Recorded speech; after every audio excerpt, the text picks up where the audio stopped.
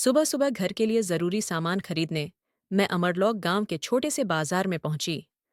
अपनी जरूरत की सारी चीजें इकट्ठा करके जब मैं पेमेंट के लिए लाइन में खड़ी थी, तभी मुझे अपने पीछे किसी की नजरों की चुभन महसूस हुई। महिलाओं की यह खासियत होती है कि किसी की आंखें यदि कुछ समय तक उन पर टिकी रहें तो उन्हें इसका तुरंत एहसास हो जाता है। मैंने पलट कर देखा तो लाइन में कुछ दूर खड़ा एक युवक मेरी तरफ देखे जा रहा था। मुझे उम्मीद थी कि उसे पकड़ लेने पर वह शर्मिंदा होकर नजरें हटा लेगा, लेकिन उल्टा वह तो ढीठ निकला। उसने नजरें हटाने के बजाय बेहयाई से मुस्कुराना शुरू कर दिया। बिना कोई प्रतिक्रिया दिए मैंने तुरंत उससे नजरें हटा लीं और सामने देखने लगी। उसकी घूरती हुई नजरों ने मुझे थोड़ी असहजता महसूस कराई। एक पल के लिए तो मेरा मन हुआ कि उसे सिखाने के लिए एक थप्पड़ जड़ दूं या फिर बाजार में खड़े किसी दुकानदार से उसकी शिकायत कर दूं। पर मैंने खुद को रोका, क्योंकि पूरे गांव में मेरी छवि एक शांत, संस्कारी और भोली-भाली महिला की थी, और मैं अपनी इस छवि को किसी भी तरह से नुकसान नहीं पहुंचाना चाहती थी। एक बार फिर मैंने उसे पलट कर देखा। उसकी उम्र शायद 23-24 साल से अधिक नहीं होगी। वह लंबा, गठीला और काफी स्मार्ट दिख रहा था। उसके कपड़े और चेहरे की सफाई देखकर लग रहा था कि वह किसी अच्छे घर का और पढ़ा लिखा होगा। मैंने उसे गांव में पहले कभी नहीं देखा था, तो अंदाजा लगाया कि वह यहाँ शायद किसी काम से आया होगा या फिर किसी का मेहमान होगा। खैर, मुझे इससे क्या लेना देना था। मैं जल्दी से अपने काम में लगी रही। बिल चुकाने के बाद मैंने सामान से भरी टोकरी लेकर अपनी साइकिल की ओर कदम बढ़ाए।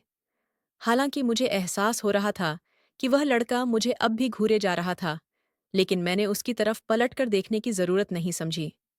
सामान साइकिल पर रखकर मैंने जल्दी से पेडल मारे और घर की ओर बढ़ गई।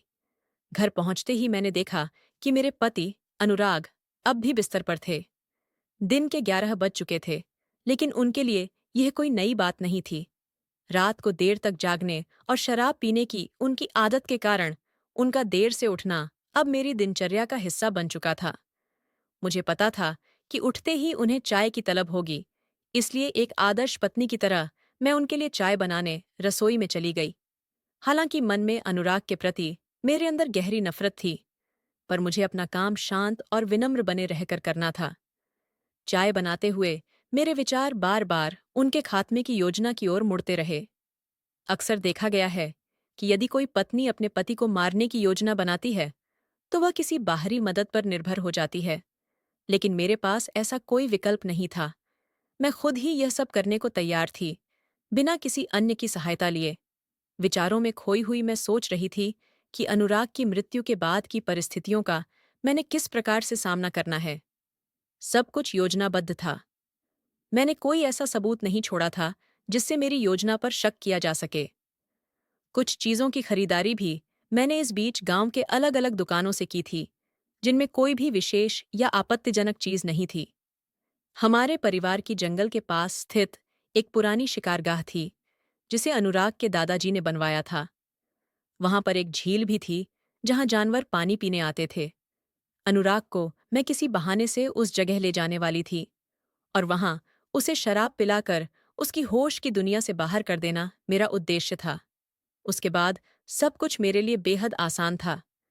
तभी अनुराग की आवाज आई, अरे, चाय तैयार हुई कि नहीं? मैंने जल्दी से गैस बंद की और चाय लेकर हॉल में पहुंची। अनुराग सोफे पर बैठे अखबार पढ़ रहे थे। उनकी इस हालत पर मुझे गहरी घृणा महसूस हुई, लेकिन मैंने हमेशा की तरह इसे जाहिर नहीं होने दिया। मुस्कान बनाए रखते हुए मैंने उन्हें चाय का कप थमाया और उनके पास बैठ गई। अपने शानदार अभिनय पर मुझे खुद पर गर्व महसूस हो रहा था।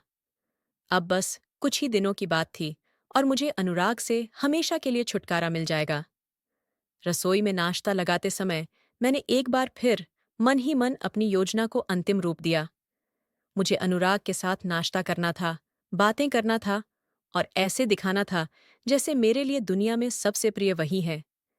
एक आदर्श पत्नी का अभिनय कर मैं अपने पति के अचानक से लापता होने की योजना पर काम कर रही थी, जिसमें मुझे किसी भी तरह से दोषी साबित करने के लिए पुलिस के पास कोई ठोस सबूत नहीं मिलेगा।